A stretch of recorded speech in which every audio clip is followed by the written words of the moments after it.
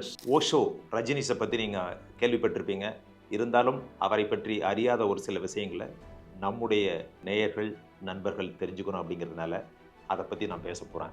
58 வயதில் ரஜினிஸ் அவர்கள் இயற்கை எய்தினார். அதுக்குள்ள அவர் மிகப்பெரிய கருத்துக்களை எல்லாம் சொல்லிட்டு அமெரிக்காவையே ஆட்டி படைத்த ஒரு மனிதராக, ஒரு காட்மேனாக இருக்கிறார். இவருடைய பெயர் சந்திரமோகன் ஜெயின். இவர் பிறந்த இடம் மத்திய பிரதேசம். 7வது குழந்தையாக பிறக்கிறார். இவங்க அப்பா ஒரு சாதாரண துணி வியாபாரியாக இருந்தவர். இவர் மாமா வீட்டில் தான் தங்கி படிக்கிறார். தங்கி படிக்கிற அந்த வயசுலேயே பார்த்தீங்கன்னா இவர் பெற்றோர்களை பிரிந்து தன்னுடைய மாமாவுடன் வசித்து வருகிறார். அப்பொழுது தான் இவர் பள்ளிக்கு அனுப்புகின்றார்கள். அந்த பள்ளியில் படிக்கின்ற பொழுதே இவர் ஒரு மிக சிறந்த மாணவராக இருக்கிறார். ஸ்போர்ட்ஸ்லேயும் நல்ல ஆக்டிவாக இருக்கார். படிப்புலேயும் ரொம்ப ஆர்வமாக இருக்கார். இதனால் அவங்களுடைய கிராண்ட் மதர் மற்றும் அவருடைய மாமா, அத்தை இவர்களெல்லாம் ரொம்ப ஊக்குவிக்கின்றார்கள். அதில் ஒரு விஷயம் என்ன சொல்கிறாங்கன்னா, அவர் எப்பொழுதுமே கண்டித்ததில்லை, அவர் இஷ்டத்துக்கு விட்டுட்டோம் அப்படின்னு சொல்கிறாங்க. அதுதான் அவருடைய வளர்ச்சிக்கு ஒரு காரணமாக இருந்தது அப்படிங்கிறத பின்னால் சொல்கிறாங்க. இவருக்கு 9 வயசாக இருக்கிறப்போ இவருடைய மாமா இறந்து போகிறாரு. அதனால் மீண்டும் தன்னுடைய பெற்றோர்கள் வசம் இவர் ஒப்படைக்கப்படுகிறார். அப்புறம் அங்கிருந்து படிக்கிறார். இப்படியே படிச்சுட்டு ஸ்கூலில் படிக்கிறப்ப அப்போவே ஒரு லைப்ரரியை இவர் உருவாக்கி பல புத்தகங்களை படிக்கிறார். இவருக்கு இன்ட்ரெஸ்ட் ஃபிலாசபியில் இன்ட்ரெஸ்ட், தத்துவம். அதனால் ஒரு காலேஜில் டிசி ஜெயின் காலேஜ் அப்படின்னு ஒன்று இருக்குது. அதில் பிஏ ஃபிலாசபி படிக்கிறாரு. அதற்கு பின் எம்ஏ ஃபிலாசபி படித்து முடிக்கிறாரு. அது முடித்த பின்னாடி அங்கேயே ஒரு சான்ஸ்கிரிட் காலேஜில் லெக்சரராக ஜாயின் பண்ணுறார். அசிஸ்டன்ட் ப்ரொஃபஸர், உதவி பேராசிரியராக. அப்போ கொஞ்ச நாள் போய் அந்த காலேஜை விட்டுட்டு அந்த வைஸ் சான்சலர் நீக்கி விடுறார். இந்த உதவி பேராசிரியர் இங்கே தொடர்ந்து இருந்தால் மாணவர்களுக்கு ஆபத்து, இவர் போதிப்பது மாணவர்களுடைய நலனுக்கல்ல அப்படிங்கிற மாதிரி அவர் உணர்ந்தார். அவர் அப்படி என்னதான் போதிச்சார்? அப்போவே இவர் கம்யூனிசம் அந்த ஃபிலாசபியில் ரொம்ப அட்டாச் ஆனவர். காந்திஜியே இவருக்கு பிடிக்காது. காந்திஜியினுடைய கொள்கைகளை எதிர்த்தவர். அப்புறம் இந்தியன் நேஷனல் காங்கிரஸ், சுபாஷ் சந்திர போஸ் அவரை நேசித்தவர். அப்புறம் கொஞ்ச நாள் ஆர்எஸ்எஸ் ஐடியாலஜியில் தன்னை ஈடுபடுத்தி கொண்டார். இப்படி இவருடைய கல்லூரி பருவம் இருந்தது. அதற்கு பின்பு பல்வேறு இடங்களுக்கு சென்று பிரசங்கம் அப்படி சொல்லுவாங்களே, லெக்சர், ரொம்ப ஒரு விரிவுரை ஆற்றினார். அது எது சம்பந்தமாக அப்படின்னா, பல்வேறு மதங்கள், பல்வேறு மொழிகள், மியூசிக், மெடிடேஷன். இதனால் அவருக்கு நிறைய ஃபாலோயர்ஸ், அவரை பின்பற்றுவோர்கள் ஏராளமாக இருந்தார்கள். அதுவும் இவருடைய புகழ் இந்தியா முழுவதும் பரவியது, வெளிநாட்டிலும் பரவியது. நிறைய பேர் அப்போவே இவரோட சேர்ந்தாங்க. இப்படி இருக்கிற சமயத்தில் கொஞ்ச நாள் மும்பையில் போய் தங்கியிருந்தார்.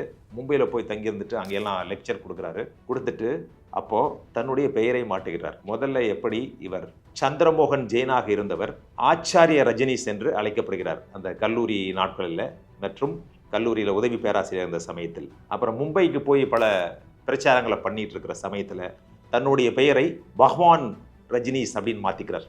ஏன் மாற்றினேன் அப்படிங்கிறத பின்னால் சொல்கிறார். நான் கொஞ்ச நாள் இந்த பகவான் அப்படிங்கிற பேரை வச்சிருக்க விரும்புகிறேன் அப்படின்னு சொல்கிறாரு.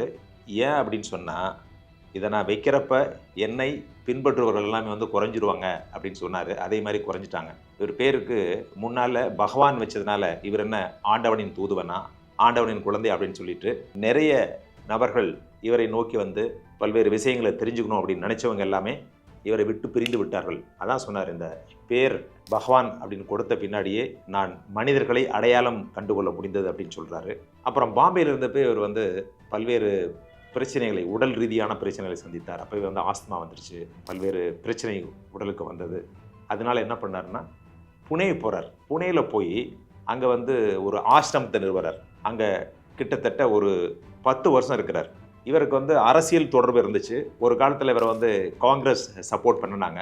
1979 எமர்ஜென்சிக்கு பின்னாடி மொரார்ஜி தேசாய் பிரதமராக வந்தப்போ இந்த ஆசிரமத்தை மூடியாகணும்னு நினச்சிட்டு அவர் பல்வேறு யுக்திகளை மேற்கொண்டார். ஒன்று 5 கோடிக்கு ஒரு டேக்ஸை போடுறாங்க, பெனால்ட்டி.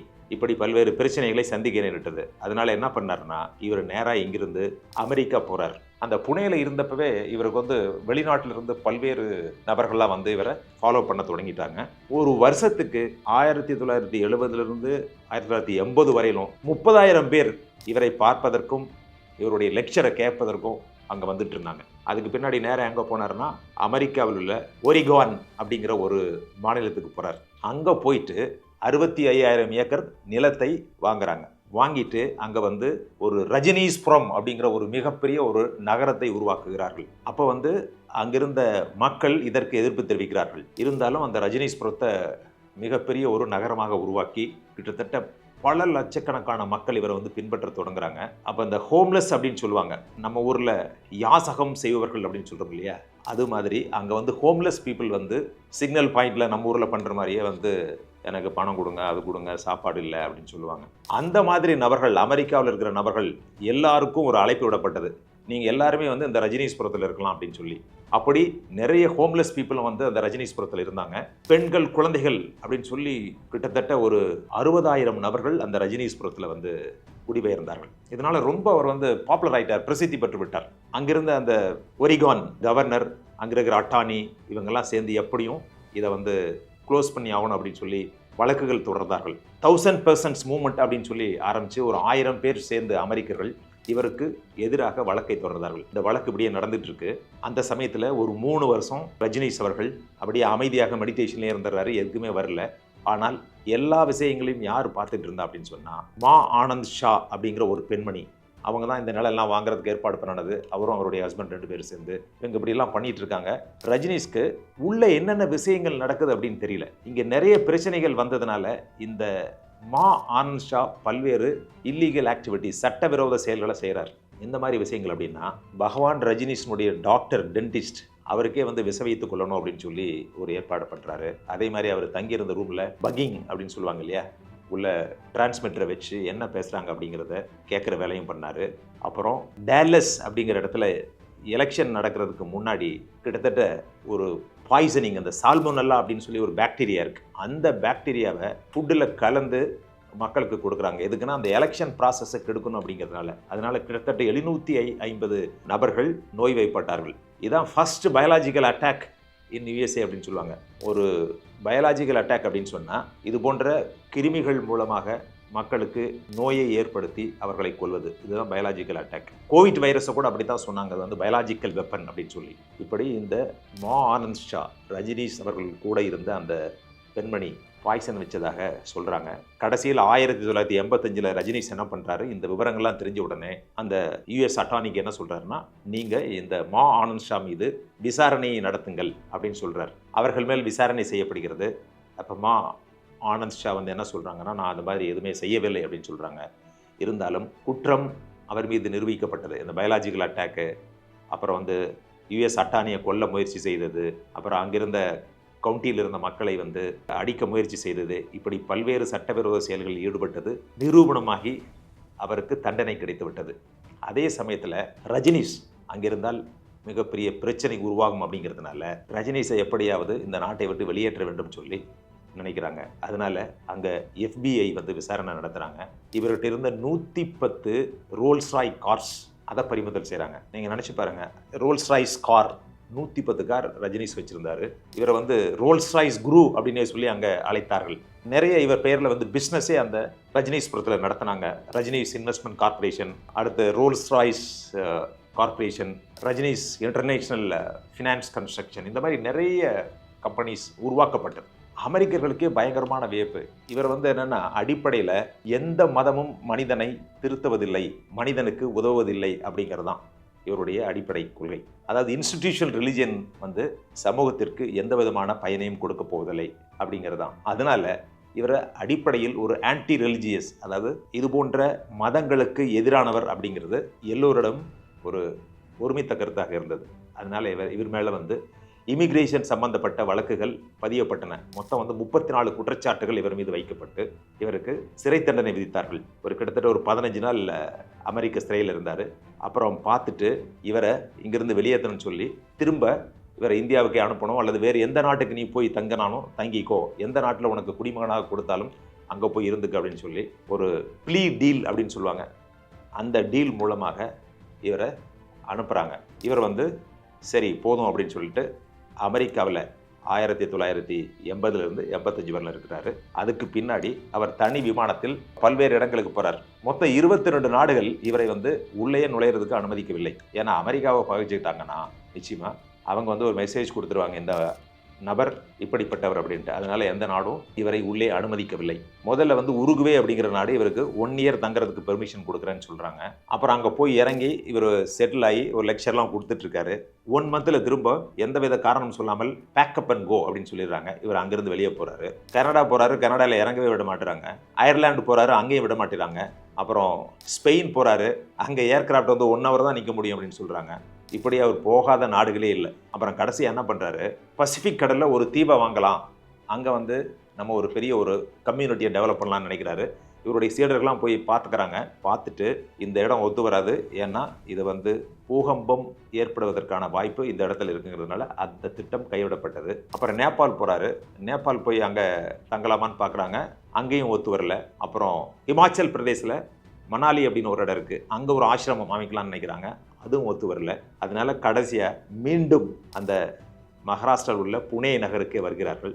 1987 அங்கேயே தங்கி பல்வேறு வகையான லெக்சர்ஸ் இதெல்லாம் கொடுத்துட்டு வர்றாரு. உலகத்தில் உள்ள எல்லா நாடுகளிலிருந்தும் இவருடைய ஃபாலோவர்ஸ் இங்கே வந்து இவருடைய லெக்சரை கேட்குறாங்க, தங்குறாங்க. இங்கே இவர் பல்வேறு மெடிடேஷன் டெக்னிக்ஸ் எல்லாம் சொல்லித்தர்றாரு. பல்வேறு விசித்திரமான தெரப்பியெல்லாம் கொடுக்குறாங்க. அதில் வந்து என்கவுண்டர் தெரப்பி அப்படின்னு ஒன்று இருக்குது. என்கவுண்டர்னா அந்த போலீஸ் என்கவுண்டர் மாதிரி கிடையாது. அங்கே எல்லாருமே வந்து என்ன நினைக்கிறாங்களோ, வயலன்ஸ், அடிக்கணும்னா அடி, குத்து, அந்த மாதிரி ஒரு என்கவுண்டர். அது கொஞ்ச நாள் பார்த்தாங்க. அது ரொம்ப மோசமாக போயிட்டு இருந்த நிலைமையில் அந்த என்கவுண்டர் தெரப்பியை விட்டுட்டாங்க.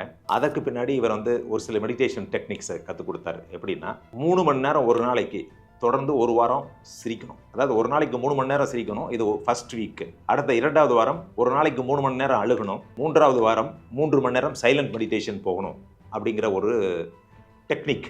இந்த மாதிரி பல்வேறு தெரப்பீஸ் வந்து டீச் பண்ணார். அப்புறம் இவருடைய மெடிடேஷன் டெக்னிக்ஸ் எல்லாம் பார்த்தீங்கன்னா ஆயிரக்கணக்கான மெடிடேஷன் டெக்னிக்ஸ் இருக்குது. உதாரணமாக டைனமிக் மெடிடேஷன் அப்படின்னு ஒன்று இருக்குது.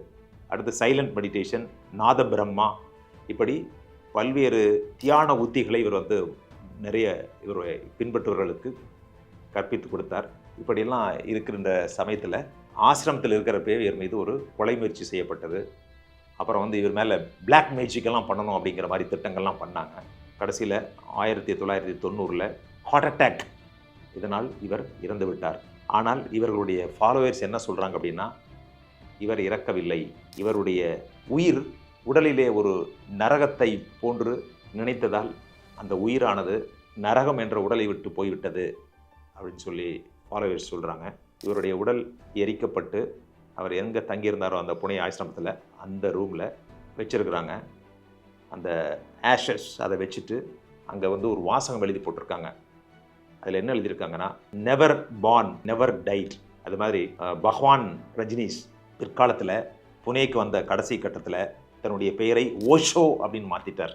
ஓஷோ அப்படின்னு சொன்னால் சொர்க்கமானது யார் மீது மலர்களை தூவுகின்றதோ அவர்தான் ஓஷோ. அதனால் சொர்க்கம் மலர்களை இவர் மீது தூவிக்கொண்டிருக்கிறது என்ற ஒரு பெயரில், ஒரு அர்த்தத்தில், ஒரு பொருளில் இவர் ஓஷோ என்று பெயர் மாற்றிக்கொண்டார். இப்பொழுது ஓஷோ ரஜினிஷ் அப்படின்னு சொல்லிட்டு அப்புறம் ஓஷோ அப்படிங்கிறது தான். இப்போ ஓஷோ அப்படின்னு சொன்னாலே ரஜினிஷ் அவர்கள் இவருடைய அடிப்படை கொள்கை என்னென்னா, ஒரு சைக்கலாஜிக்கல் ரெப்ரெஷன் அப்படின்னு சொல்லி யார் மீதும் எதையும் திணிக்கக்கூடாது. அதே மாதிரி மனிதனுடைய mind it cannot enjoy the things அப்படிங்கிறார். அதை ஃபீல் பண்ண முடியும், நினைக்க முடியுமே ஒழிய அதை உண்மையாக அதை அனுபவிக்க முடியாது. எனவே அந்த மனத்தை பண்படுத்த வேண்டும். அதற்கு வந்து மெடிடேஷன் டெக்னிக்ஸு, பல ப்ரீடிங்ஸ் இதெல்லாம் பண்ணணுன்ட்டு அவர் பல உத்திகளை சொன்னார். அதே மாதிரி இவர் வந்து இன்ஸ்டிடியூஷனல் ரிலிஜியனை பற்றி இவருக்கு நம்பிக்கை இல்லை. இவர் பொதுவாக வந்து எல்லா விஷயத்தையும் பற்றியும் இவர் பேசினார். Hinduism, Sikhism, Buddhism, Zen Buddhism, Christianity, இப்படி எல்லா மதங்களை பற்றியும் இவர் போதித்தார்.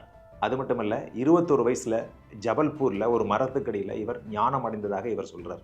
அதே போன்று ரஜினிஷ் அவர்களே என்ன சொல்லியிருக்காருன்னா, தான் இறப்பதற்கு முன்பு நான் அமெரிக்க சிறைச்சாலையில் இருந்த பொழுது அவர் வந்து படுத்திருந்த மெத்தையில் தாலியம் அப்படிங்கிற ஒரு ரேடியேஷன், கதிர் இயக்கங்களை வீசக்கூடிய ஒரு பொருளை பரவச் செய்து என்னுடைய உடலை நோய்க்கு உட்படுத்தினார்கள். அதனால் தான் வந்து தான் நோய்வாய்ப்பட்டதாக அவர் கூறியிருக்கிறார். ஆனால் இந்த கூற்றை அறிவியல் ரீதியாக யாரும் நிரூபிக்க முடியவில்லை. இப்படி இவர் இறப்பிலும் ஒரு கான்ட்ரோவர்சி. 58 வயதில் இவர் இறந்து விட்டார். இருந்தாலும் 58 வயசுக்குள்ள ஓஷோ அவர்கள் நிறைய விஷயங்களை மக்களுக்கு தெரிவித்திருக்கின்றார். இன்றும் அவரை லட்சக்கணக்கான மக்கள் பின்பற்றி கொண்டிருக்கின்றார்கள். நீங்கள் இப்போ இருக்கிற காட்மென் எல்லாம் பார்த்துருப்பீங்க, நிறைய பேர் இருக்காங்க. அவர்கள் எல்லோருக்கும் ஒரு முன்னோடியாக விளங்கியவர் தான் இந்த ஓஷோ. இவர் படித்த புத்தகங்கள் 1,50,000 புத்தகங்களுக்கு மேல். அதை அவரே சொல்லியிருக்கார். இதிலிருந்து நம்ம என்ன தெரிஞ்சுக்கிறோம் அப்படின்னு சொன்னால், ஒரு மனிதன் எவ்வளவு காலம் வாழ்ந்தான் என்பதல்ல, வாழ்ந்த காலத்தில் என்ன செய்தான் அப்படிங்கிறது தான் முக்கியம். அதற்கு உதாரணமாக ஓஷோ இருக்கின்றார். 58 வயசுக்குள்ள அவர் சாதிக்காத விஷயமில்லை, பல்வேறு சோதனைகளையும் அவர் எதிர்கொண்டார். இப்படி ஓஷோ அவர்கள் மக்களுக்காக பல்வேறு நல்ல விஷயங்களை போதித்திருக்கின்றார். 58 வயது வரை அவர் வாழ்ந்தாலும் அவர் சாதித்தது பல. ஓஷோ அவர்கள் ஆயிரக்கணக்கான புத்தகங்களை எழுதியிருக்கின்றார். அவருடைய மெடிடேஷன் டெக்னிக்ஸ் இப்பொழுதும் பல லட்சக்கணக்கான மக்களால் பின்பற்றப்பட்டு வருகின்றன. எதனால் என்று சொன்னால், அவர் சொல்லிய கருத்துக்கள் யதார்த்தமான கருத்துக்கள், நடைமுறைக்கு ஒத்து வருகின்ற கருத்துக்கள். உதாரணமாக 1990 சொன்னார், எய்ட்ஸை கண்ட்ரோல் பண்ணணும் அப்படின்னு சொன்னால் காண்டம் யூஸ் பண்ணணும், கிஸ் பண்ணக்கூடாது அப்படின்ட்டு. அப்பொழுது அமெரிக்காவே சிரித்தது, இதெல்லாம் தேவையில்லை அப்படின்ட்டு. ஆனால் பிற்காலத்தில் அதைத்தான் அவர்களும் வலியுறுத்தினார்கள். இப்படி இவர் ஒரு விஷனரியாக இருந்திருக்கின்றார்.